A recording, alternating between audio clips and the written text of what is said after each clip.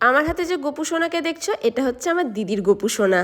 অনেক বছর হয়ে গেল আমি গোপু সোনাকে জামা কাপড় বানিয়েই দিতে পারছিলাম না, তাই ভাবলাম আজকে বানিয়ে ফেলি। তাই পেস্টিং পেপারে ওর ড্রেসের একটা মাপ নিয়ে গোল করে কেটে নিয়েছিলাম, আর একটা ফ্যাব্রিক নিয়ে তার উপরে পেস্টিং পেপারটাকে আটকে নিয়েছিলাম ঠিক এরকমভাবে।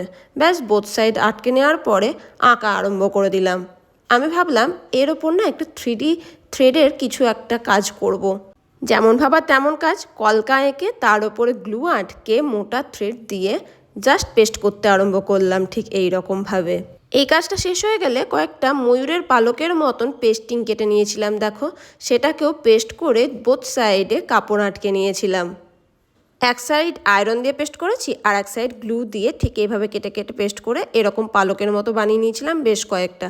তারপরে গোটা ধার বরাবর লেস আটকে নিয়েছিলাম। ব্যাস এরপরে ড্রেসের বর্ডারেও লেস আটকে নিলাম, আর পালকগুলোকে পেস্ট করে নিলাম ঠিক এই রকমভাবে। আমাদের কাজ কিন্তু অলমোস্ট ডান। এরপরে জাস্ট বেলটা লাগানোর পালা আর ওড়নাটা অ্যাটাচ করে নেওয়ার পালা। আর আমার গোপু সোনার ড্রেস এক্কেবারে রেডি। কেমন লাগলো এই ড্রেসটা তোমরা কিন্তু কমেন্ট বক্সে জানাতে একদম ভুলবে না। একটু অন্য রকমের কিছু ট্রাই করলাম, কেমন লাগলো আমাকে কমেন্ট বক্সে জানাও। আর আমার গোপু সোনাকে কেমন লাগলো সেটাও কিন্তু কমেন্ট বক্সে জানাতে ভুলবে না। হ্যাঁ, আজ তাহলে আসি, টাটা, বাই বাই।